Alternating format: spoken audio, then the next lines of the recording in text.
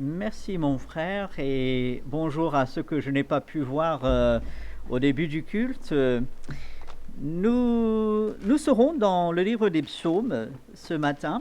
Je suis conscient que c'est le dimanche de la fête des Pères, mais ça ne veut pas dire que la prédication est obligée d'être axée autour des Pères. Et ben, ce sera le cas ce matin.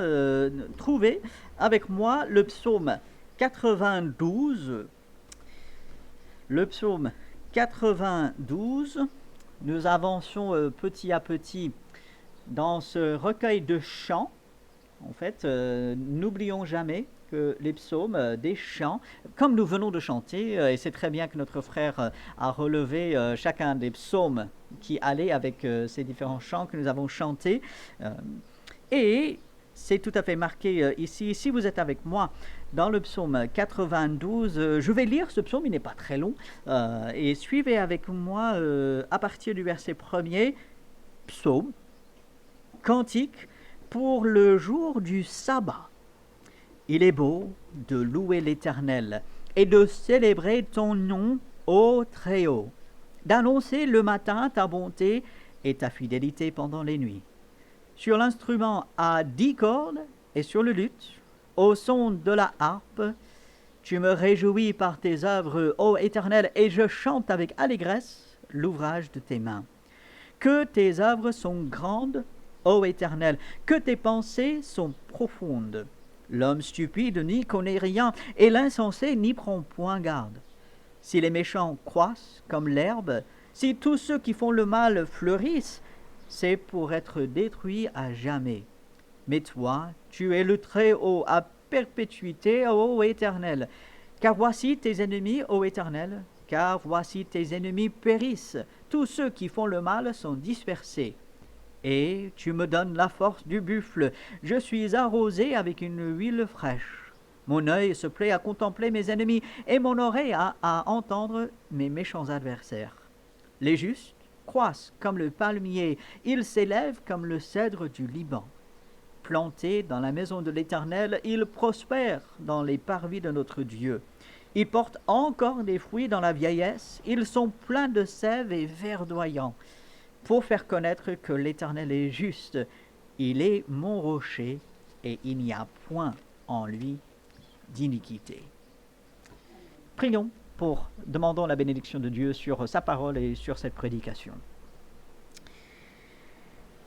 Oui, Seigneur, nous implorons ton aide ce matin, alors que nous sommes devant ta parole, parole de vérité, parole puissante, ta révélation. Instruis-nous, Seigneur, change-nous, transforme-nous, fais ton œuvre dans notre cœur, Seigneur, par ta parole, et ainsi que toute l'honneur, toute la gloire te reviennent. En ton nom. Amen.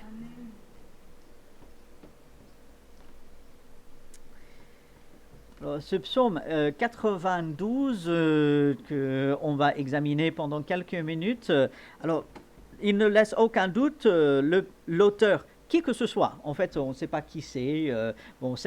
J'ai lu un commentaire, apparemment dans la tradition juive, certaines personnes pensaient que ce serait peut-être Adam. Qui aurait... Oui, ça m'a surpris.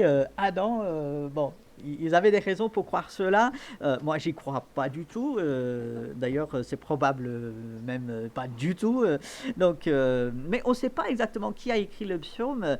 Ce que nous savons, c'est que Dieu l'a préservé pour nous. Et c'est un psaume, un cantique, quelque chose à être chanté. Mais vous avez remarqué ce verset 1.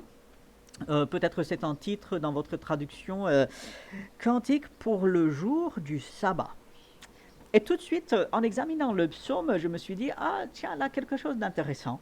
Quelque chose que nous n'avons pas vraiment vu jusqu'à présent dans les psaumes. Un psaume pour un jour particulier. Alors, on a vu des psaumes pour des moments particuliers. On a vu des psaumes où David, à l'occasion de certaines de ses difficultés, quand il est trahi, quand il est dans la caverne, quand il est obligé de fuir. Mais bon, pour l'instant, on n'a pas vraiment vu des psaumes pour un jour spécifique. Et surtout, pas pour le sabbat. Alors, petit rappel, parce que c'est un mot qu'on utilise, mais le sabbat, c'est quoi? Ce n'est pas le dimanche. Alors gardons cela bien dans l'esprit. Le dimanche ne vient pas donc prendre la place du sabbat, en fait. Le sabbat, c'était ce jour, c'est le samedi, c'est à la fin de la semaine, que Dieu avait donné à son peuple pour se reposer. Là, le jour du sabbat, pas de travail. Et donc, on était content d'être juif parce qu'on avait un jour dans la semaine, là, pas de travail. Et même le travail, il était sanctionné. Si on travaillait le dimanche, là, il y avait punition même. Dieu l'a dit, il ne faut pas. Et donc, le sabbat, il y avait certaines choses qu'on devait faire, mais c'était vraiment le jour de repos. C'était repos sur la base du repos de Dieu. Souvenons-nous, Genèse chapitre 1, chapitre 2, Dieu va créer l'univers finalement, et le 7e jour, il se repose. Il nous donne le modèle. Comme quoi, et là je parle à nous tous, je nous encourage, prenons du temps pour le repos. On est souvent en activité à droite et à gauche avec des choses qui sont vraiment bien, mais prenons le temps pour le repos. Mais le repos ne veut pas dire inactivité. Et c'est ça que nous voyons à travers ce psaume. Le sabbat, c'était un jour pour les Juifs assez sacré, mis à part. C'était le jour du repos. On était censé finalement ne rien faire. Bon, on pouvait cuire ses repas pour le peuple d'Israël dans le désert. Ils pouvaient quand même ramasser certaines choses. Mais c'était vraiment, on met l'accent sur le repos. Mais le repos pour penser à Dieu, en fait. Et c'est ça le plus important. Et en lisant ce psaume, j'ai été attiré, vraiment frappé par le fait que pendant le jour du repos, on est appelé quand même à faire des choses. Et on peut dire, et je l'ai formulé de cette façon, et vous pouvez le retenir, je vous encourage à le faire, le plus grand travail de l'enfant de Dieu, en fait, c'est la louange. Voilà pourquoi depuis le début du culte, on insiste sur la louange. Alors, il n'y a pas de mystère, avec mon frère Luc, quand on organise la présidence, on se communique. Et voilà, donc les chants qui sont choisis, les passages, c'est pas du hasard. J'espère, mon frère, que tu fais pas ça, tu ouvres pas. Ah tiens, voilà. Non, on réfléchit, on prie. Donc, on veut diriger vers un peu le thème de la matinée. Et là, la louange. Et de voir la louange en fait comme un travail, mais non pas un travail pénible. Vous savez, les maçons, ils ont un travail assez pénible. Ils soulèvent des briques, ils travaillent dans la chaleur. Ceux qui font des toitures, surtout en ce moment, je ne voudrais pas être à leur place. Ceux qui sont assis dans les bureaux avec la clim, ils sont bien, mais ceux qui travaillent dehors, c'est pas évident. Mais le travail, en fait, on ne doit pas le voir pénible. Surtout ce merveilleux travail, cette activité de louer Dieu. Et est-ce que vous voyez, est-ce que moi je vois la louange comme un travail pour Dieu? Ou est-ce que c'est juste quelque chose que je fais quand je le sens bien?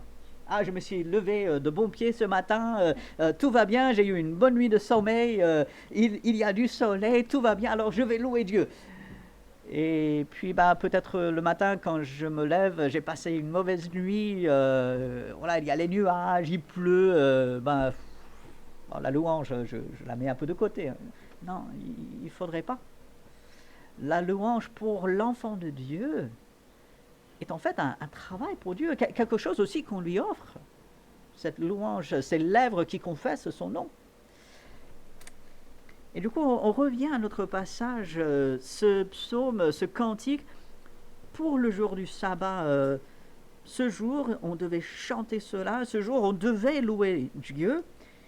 Et nous savons, bien sûr, ce n'est pas juste un jour. Alors, ne faites pas cette erreur de grâce, de croire que c'est simplement le dimanche qu'on loue Dieu, n'est-ce pas? Non, c'est tous les jours, tous les jours. Mais un jour en particulier, de bien mettre l'accent là-dessus, le dimanche, on parle de repos, le dimanche, voilà, tranquille, on ne va pas travailler, on va passer du temps en famille, ça va être bien, mais surtout le dimanche, n'oublions pas la louange. Et on passe au verset 2. Et un peu, ces quelques premiers versets sont une sorte d'introduction à ce psaume. Il est beau, il est convenable, il est bon aussi de louer l'Éternel. Et je me suis arrêté sur cette phrase et nous pouvons le faire. Il est beau de louer l'Éternel. Quelle perspective, n'est-ce pas? Aucune obligation là.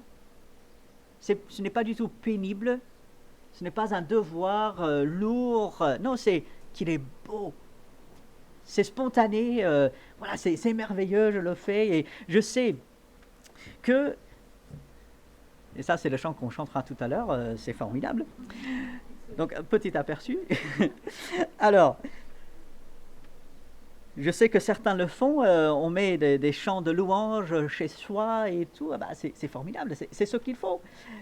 Il est beau de louer l'Éternel.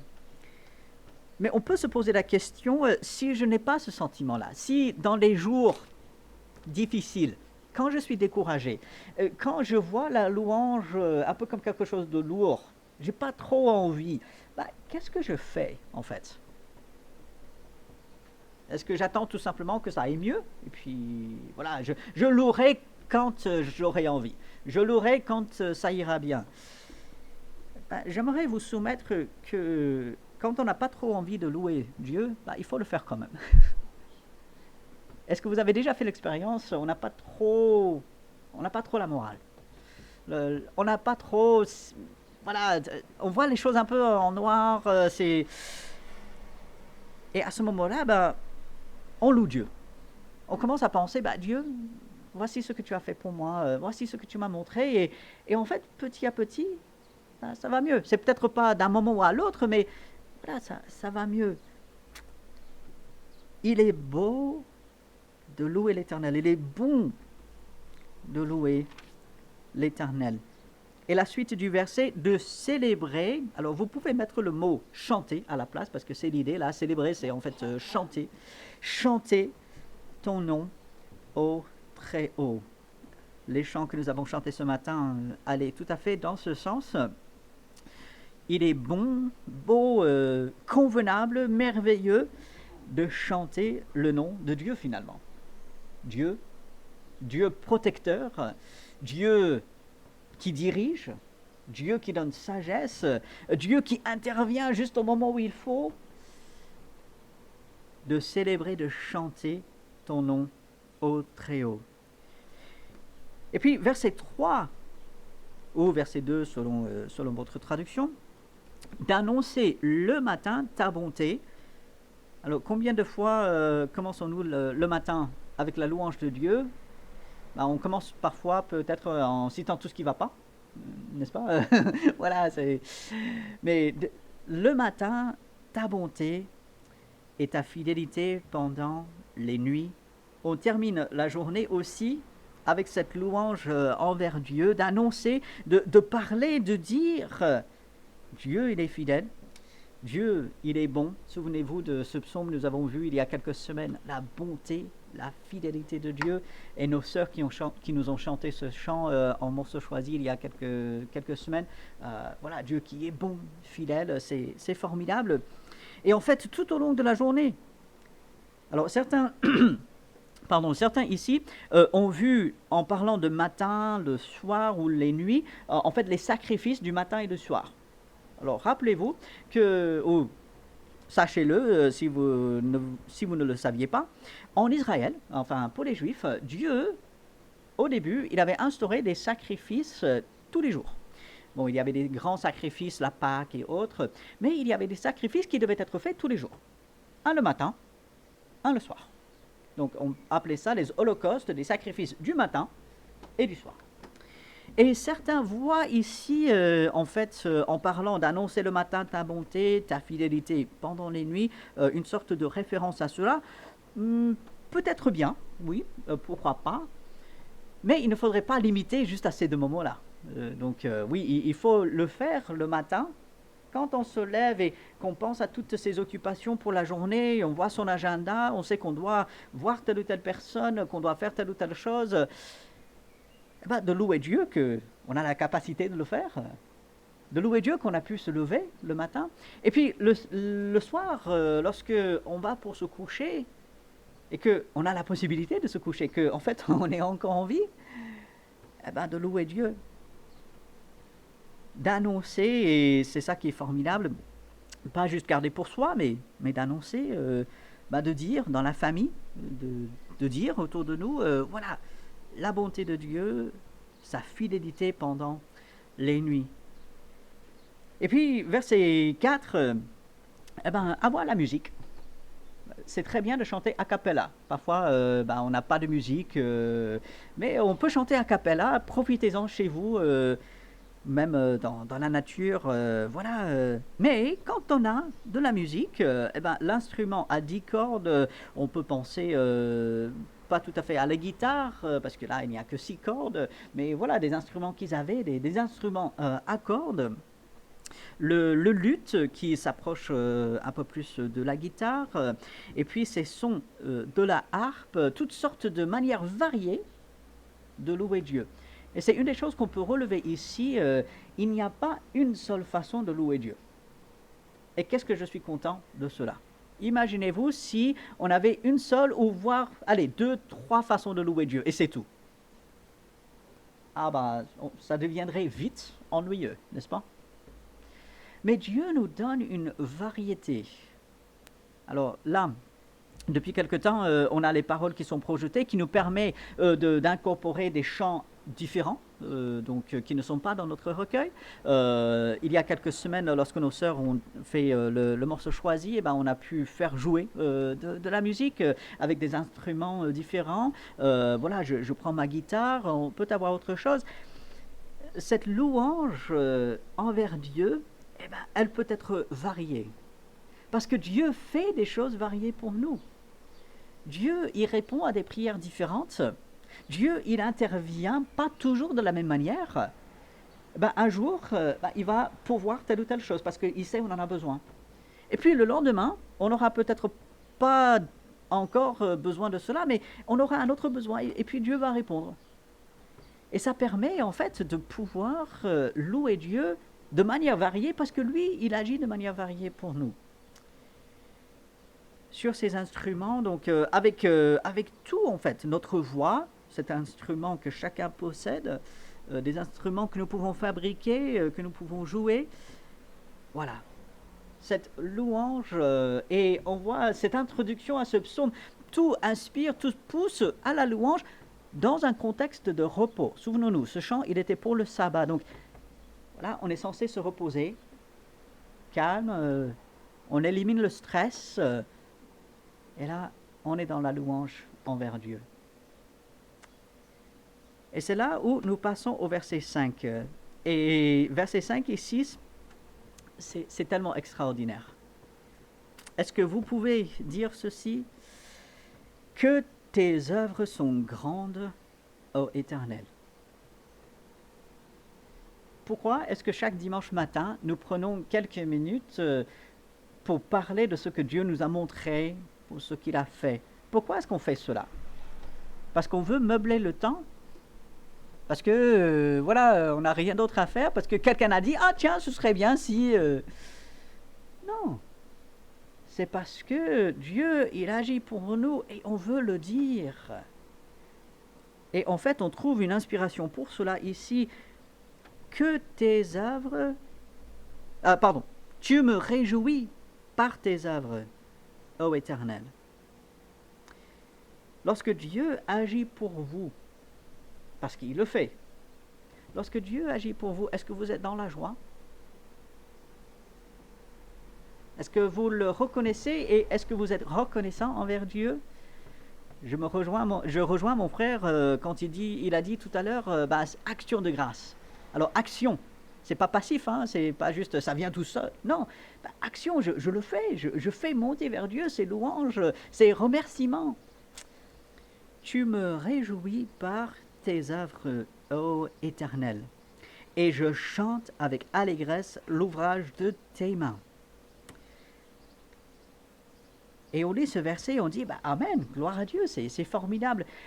Mais on se dit, mais Robert, attends, c'est très bien ce que tu lis, ça, là, mais il y a aussi des psaumes, il y a Job, où on lit des versets, Dieu, tu es contre moi. Dieu, tes flèches m'atteignent. Dieu, tu n'es pas là.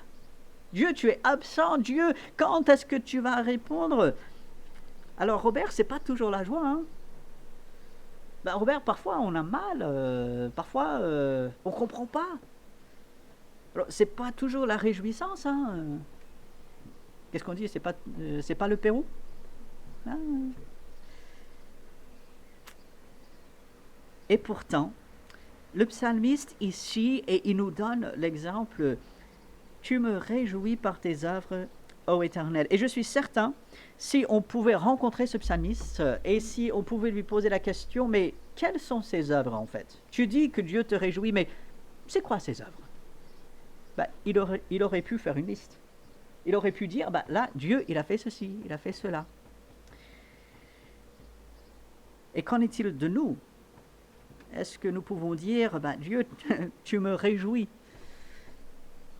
Ou est-ce que on est un peu fatigué ou découragé par moments parce que Dieu il n'intervient pas tout à fait comme on veut ou comme on souhaite ou comme on pensait? Au lieu d'être réjoui, on est peut-être un peu plus découragé. Si on est dans ce cas de figure, il faut continuer d'aller vers Dieu. Parce que les œuvres de Dieu, les œuvres de l'Éternel sont grandes. Ces œuvres, lorsqu'il intervient, en son temps, par ses manières, c'est grand. Tes œuvres sont grandes, ô Éternel, que tes pensées sont profondes. Il faut reconnaître que nous sommes limités.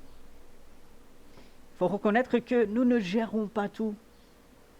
Dieu, lui, il est au-dessus. Et même si aujourd'hui, je suis dans l'incompréhension, même si aujourd'hui, je ne vois pas le bout, même si aujourd'hui, je suis dans une situation compliquée, soit de ma faute ou de la faute des autres, de savoir que Dieu sait ce qu'il fait, de savoir que Dieu est quand même à l'œuvre, et qu'il n'y a pas de limite à sa puissance, il n'y a pas de limite à sa sagesse, et que c'est lui qui le fait. Et puis, à partir du verset 7, le psalmiste va faire le contraste. Il y a quelqu'un qui connaît Dieu, quelqu'un qui suit Dieu, quelqu'un qui est dans la louange envers Dieu, et ça, c'est formidable. Mais à partir de verset 7, on va avoir cette image, cette description de quelqu'un qui ne connaît pas Dieu et qui va donner un semblant de réussite. Et en fait, c'est ça qui est le plus frustrant. On a déjà vu ceci dans le psaume 73, mais on le retrouve un peu ici. Bon, verset 7, l'homme stupide n'y connaît rien, c'est l'insensé en fait. Cet insensé ne prend pas garde à quoi? À l'œuvre de Dieu. Combien de gens autour de nous disent il n'y a pas de Dieu? On se fait soi-même, il n'y a pas de Dieu, il ne s'occupe pas de la terre. Si jamais il y a un Dieu, il est lointain et il ne se soucie pas de ce qui se passe sur la terre. Et puis, verset 8, les méchants croissent comme l'herbe. Bon, peut-être pas trop en ce moment avec la sécheresse, ça pousse un peu. Bon, la pluie, là, dernièrement, ça a fait du bien, mais on voit l'herbe, ça pousse. Tous ceux qui font le mal fleurissent. Ils réussissent, ils ont de l'argent, ils ont un bon travail, ils ont des biens, ils ont une belle voiture, ils peuvent partir en vacances. Ils ont toutes ces choses, mais ils ne connaissent pas Dieu, ils ne font pas justice, ils sont méchants. Non mais attends, c'est pas juste. Non mais, et moi, qui suis Dieu, je galère. Moi, qui fais le bien, qui cherche à mettre en pratique la parole de Dieu, c'est difficile, j'ai des problèmes et tout. Et là, je regarde quelqu'un qui ne se soucie pas de Dieu, qui lit pas la parole, qui ne se rassemble pas avec les enfants de Dieu, et puis lui, il a l'impression de réussir. Non mais qu'est-ce qui se passe? Et vous avez constaté que je n'ai pas dit le premier mot du verset 8. Si Bon, le méchant, il peut réussir pendant un moment. Si le méchant croisse comme l'herbe, si ceux qui font le mal fleurissent, c'est pourquoi? C'est pour être détruits à jamais.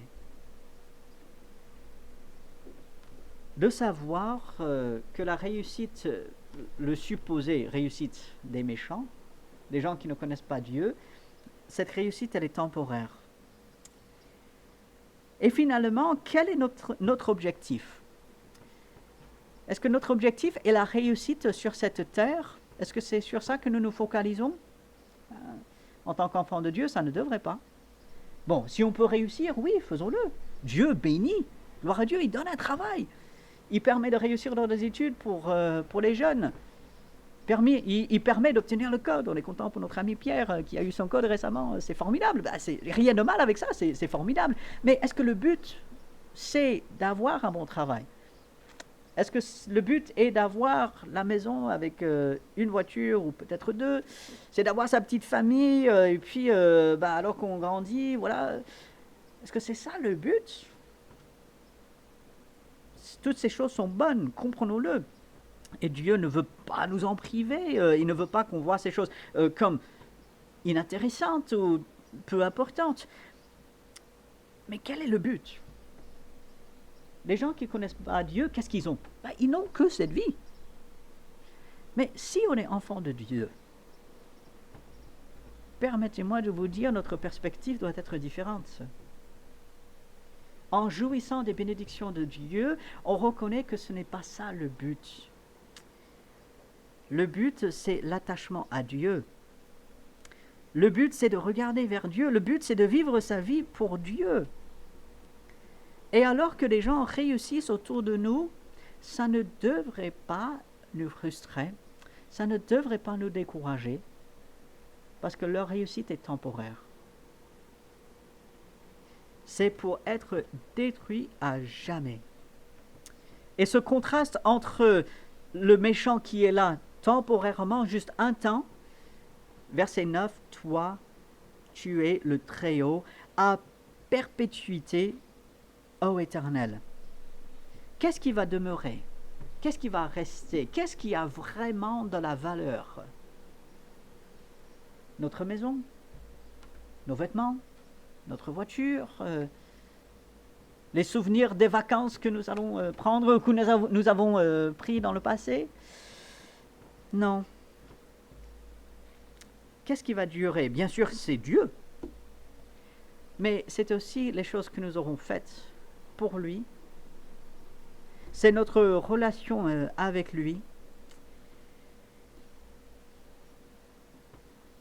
Et c'est un rappel pour nous, alors que nous nous approchons de l'été, avec toutes les bonnes choses que cela entend, merci Seigneur, on a le beau temps qui est là, on va pouvoir souffler un peu, on va pouvoir voyager pour certains, c'est formidable. Mais rappelons-nous, et moi j'ai besoin du rappel, on en a tous besoin, au milieu de toutes ces bonnes choses que Dieu donne, au milieu de ce repos, comme un peu le sabbat, n'oublions pas Dieu. Au contraire, servons-nous de ces moments de vacances pour plus nous approcher de Dieu. On dit souvent, on n'a pas le temps, on n'a pas le temps. Oui, là, l'été, on a le temps. Profitons-en. Verset 10, tous tes ennemis, ô Éternel, voici tous tes ennemis périssent. Tous ceux qui font le mal sont dispersés. Là, ils ne sont plus. Par contre, le contraste avec celui qui s'accroche à Dieu, celui qui est enfant de Dieu, tu me donnes la force du buffle. Alors c'était l'animal le plus fort, c'était l'énergie, c'était voilà, on va de l'avant. Tu me donnes la force du buffle. Je suis arrosé avec une huile fraîche. Alors, il y a bénédiction. Il y a abondance, parce que l'huile, on n'en faisait pas n'importe quoi à l'époque. Et du coup, force, abondance. Verset 12, mon œil se plaît à contempler mes ennemis, mon oreille à entendre mes méchants adversaires. Pourquoi? Parce que je sais qu'un jour, et ça va être bientôt, ils vont disparaître. leur réussite s'arrêtera. Et quel est le contraste? Verset 13. Le juste croisse comme le palmier. Alors, j'aime bien cette image du palmier. Moi, je pense tout de suite à la plage. Voilà, un peu plage. Et on est à l'ombre un peu. On a les doigts écartés, comme on dit. On est soit sur le sable ou dans une chaise. Et puis, voilà. On a hâte d'y être, n'est-ce pas? Voilà. Bah, là, on dit, on vit. Les justes croissent comme le palmier. Ils s'élèvent comme le cèdre du Liban. Alors ces images à la fois de l'abondance, mais aussi d'un sûr fondement. Les cèdres du Liban, et notre amie, notre sœur Mona peut nous le dire, ces cèdres existent depuis des centaines d'années, voire des milliers peut-être pour certains d'entre eux. Et ces cèdres, ils sont encore là. On peut aller les visiter, ça ne bougera pas. C'est solide. Il s'élève comme le cèdre du Liban. Et puis cette image plantée dans la maison de l'Éternel, d'avoir les racines, d'être enraciné finalement en Dieu. Alors ça ne veut pas dire, et ne faites pas l'erreur, ça ne veut pas dire qu'on reste dans ce bâtiment. La maison de Dieu, voilà, c'est pas le bâtiment. Donc il ne s'agit pas de passer 7 jours sur 7, 24 heures sur 24, ici dans le bâtiment. Voilà. Mais c'est d'avoir cette relation avec Dieu. On est près de Dieu. Et cette idée de planter, une plante, est-ce qu'elle va bouger? En général, non. Et si vous voyez une plante qui bouge, voilà, il y a des problèmes. Non, une plante, c'est planté, ça reste, c'est là. Et ça va prendre racine, ça va se nourrir, ça va grandir. Et c'est l'image ici. Planté dans la maison de l'Éternel. Il prospère dans les parvis de notre Dieu. Prospérité, il y a la vie, l'abondance, l'énergie. Et là, il porte encore des fruits dans la vieillesse. Saisissez ce verset. Alors qu'on peut être fatigué, voilà, il y a la lassitude, il y a, oui, la fatigue, peut-être, pardonnez-moi, les années qui s'installent.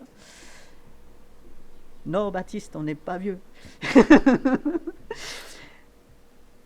Il porte encore des fruits dans la vieillesse. Mais quels fruits?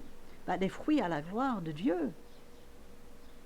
Jésus, il reprend cette expression, Jean chapitre 15, si vous êtes mes disciples, demeurez en moi, je demeurerai en vous, vous porterez beaucoup de fruits. Ce n'est pas simplement l'activité physique, bien que Dieu nous bénisse avec une santé, et gloire à Dieu pour cela, mais du fruit pour la gloire de Dieu. Et l'enfant de Dieu doit se poser la question, quel fruit est-ce que je porte? Est-ce que je porte encore des fruits pour Dieu? Déjà, le fruit de l'esprit, dans tous ses aspects. Et cela n'est pas simplement pour les jeunes, bien que je m'adresse aux jeunes qui sont ici, c'est aussi pour vous. Les jeunes doivent porter du fruit, profiter de ce moment. Mais, comme dit l'Ecclésiaste, souvenez-vous de votre Créateur pendant les années de jeunesse. Ils portent encore des fruits dans la vieillesse. Ils sont pleins de sève et verdoyants. Quelle belle image! Pas simplement pour les jeunes, Dieu est capable, quel que soit l'âge, de fortifier et d'aider à porter des fruits, soit physiques, avec les choses que nous faisons, soit spirituelles, par les prières que nous faisons, par la confiance que nous faisons à Dieu. C'est pour chacun d'entre nous. Et puis, on arrive au dernier verset de ce passage, et on revient un peu au thème du début. Parce que si vous vous souvenez, il est beau de louer l'Éternel, d'annoncer, de proclamer, de faire savoir ton nom au Très-Haut, d'annoncer le matin ta bonté, ta fidélité pendant les nuits. Et verset 16, pour faire connaître, parler, proclamer, dire haut et fort, mettre sur les réseaux sociaux aussi lorsqu'on a l'occasion, faire connaître que l'Éternel est juste.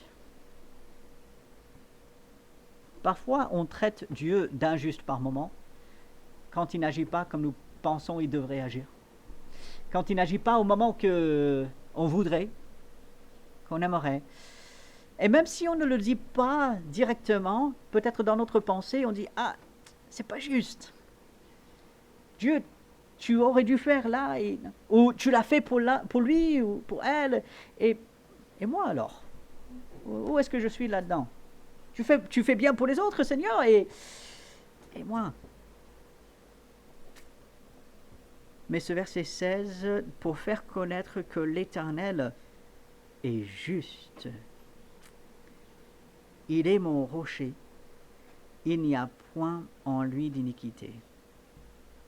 De terminer ce psaume, ce chant, cette louange, le jour du sabbat, où on est en repos, mais quand même on pense à Dieu et on le loue. Il est mon rocher, donc fondement solide, ce à quoi je peux m'accrocher lorsqu'il y a des tempêtes, lorsqu'il y a des choses qui essayent de déstabiliser. Il n'y a point en lui d'iniquité. Ça, c'est notre Dieu. Ça, c'est le merveilleux Dieu qui prend soin de nous jour après jour. Et lorsque nous nous en remettons à ce Dieu, et lorsque nous le faisons même le jour du repos, lorsque nous le louons comme il le mérite, là, Dieu agit. Là, nous proclamons finalement qui Dieu est. Et toute la gloire revient à Dieu. Alors la question qui se pose à nous, c'est qu'est-ce que je fais de la louange? Est-ce que je prends un peu des vacances par moment de la louange? Est-ce que je dis, ah, je ferai plus tard. Ah, je ferai à un autre moment. Je laisserai d'autres le faire. Ou est-ce que moi, quel que soit le jour, je dirais même quelles que soient les circonstances, il est beau de louer Dieu. Je veux faire connaître que l'Éternel est juste. Je veux proclamer autour de moi. Je ne vais pas me laisser décourager avec la réussite de gens qui ne connaissent pas Dieu. Je ne vais pas me laisser troubler par cela. Je sais que ça ne durera pas. Je m'accroche à Dieu. Je vais vers lui. Et je vois que tout mon soutien est en lui en fait. Ça ne vient pas de moi. C'est en lui. Et alors que nous allons vers l'été, avec bien sûr les vacances, les moments de détente et tout, revenons souvent sur ce psaume. Ce psaume dans notre repos qui doit inspirer notre louange. C'est un des plus grands travaux pour l'enfant de Dieu. Pas un travail pénible, pas quelque chose de lourd, non, quelque chose de léger qui doit venir d'un cœur sincère, la louange envers Dieu. Alors nous allons prendre quelques minutes, quelques instants devant Dieu, demander son aide parce que c'est pas toujours facile. C'est pas toujours la joie, n'est-ce pas, en nous, mais Dieu veut que nous le louions. Et alors nous allons demander son aide quelques instants dans une prière silencieuse interne. Et puis après quelques instants, je prierai pour terminer cette partie. Notre grand Dieu, il est beau de louer ton nom, de célébrer, de chanter, de faire connaître ta bonté et ta fidélité, de dire que tu es notre rocher et en toi il n'y a point d'iniquité. Nous regardons, nous prions vers toi parce que parfois nous avons du mal, mais nous savons que tu veux notre louange, que nous devons être dans cette louange, Seigneur, et nous prions pour ton aide. Fortifie-nous, Seigneur. Rappelle-nous toutes tes grâces. Soutiens-nous, relève-nous, Seigneur, que nous puissions t'offrir la louange qui t'est due, qui est digne de toi. Nous implorons ton aide, Seigneur. Nous sommes insuffisants en nous-mêmes pour ces choses, mais toi, tu nous fortifies. Que tu fasses de nous tes enfants qui te louent, que ta louange soit souvent, tous les jours, sur notre bouche, et que ainsi tu puisses être exalté et glorifié. Continue ton œuvre en nous, Seigneur. Nous savons que tu le feras, et ainsi, en avance, nous te disons merci. En ton nom. Amen. Je vous laisse maintenant avec un seul verset dans le petit livre de Philémon. C'est le verset 25 enfin, il n'y a qu'un seul chapitre, mais le verset 25. Que la grâce de notre Seigneur Jésus-Christ soit avec votre esprit. C'était la prière de l'apôtre Paul pour Philémon, pour les bien-aimés auxquels il écrivait. C'est ma prière pour vous. J'espère que c'est notre prière les uns pour les autres. Que la grâce de notre Seigneur Jésus-Christ soit avec notre esprit. Alors, allez, avec la bénédiction de Dieu, que Dieu fortifie chacun. Alors, nous pouvons nous lever, nous saluer. Un très bon dimanche à chacun.